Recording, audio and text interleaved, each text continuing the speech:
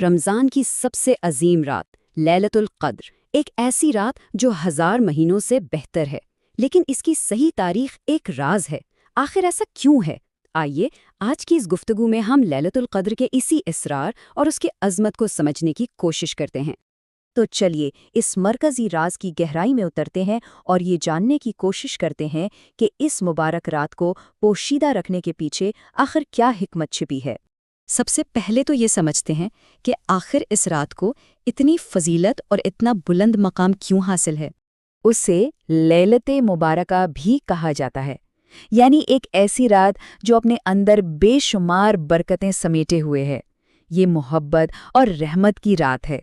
اس کی شان اس لیے بھی بہت بلند ہے کہ اسی رات آنے والے پورے سال کے تمام معاملات کا فیصلہ کر کے انہیں فرشتوں کے سپرد کر دیا جاتا ہے۔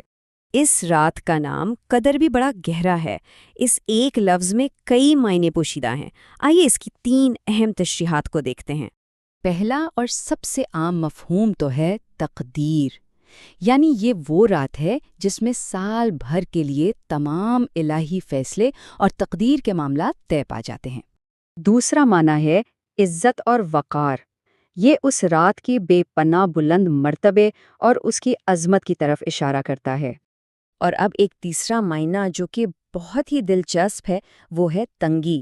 اس کا مطلب یہ نہیں جو ہم عام طور پر سمجھتے ہیں، بلکہ اس سے مراد یہ ہے کہ اس رات زمین پر اتنی کثرت سے فرشتے اترتے ہیں کہ زمین ان کی آمد سے گویا بھر جاتی ہے، تنگ ہو جاتی ہے۔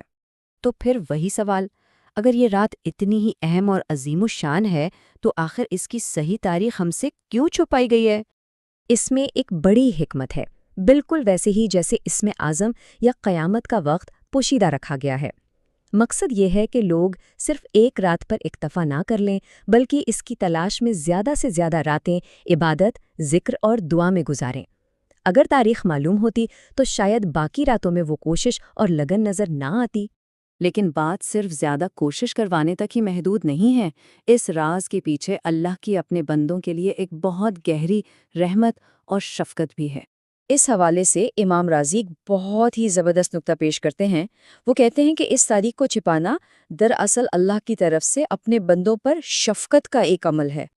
اور وہ نکتہ یہ ہے، ذرا سوچئے، اگر کسی کو یقینی طور پر معلوم ہو کہ آج ہی لیلۃ القدر ہے اور پھر بھی وہ اس مقدس رات میں کوئی گناہ کر بیٹھے تو اس کی بے حرمتی اور اس گناہ کی سزا کہیں زیادہ سخت ہوگی۔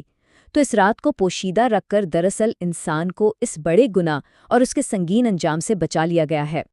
اس اصول کو ایک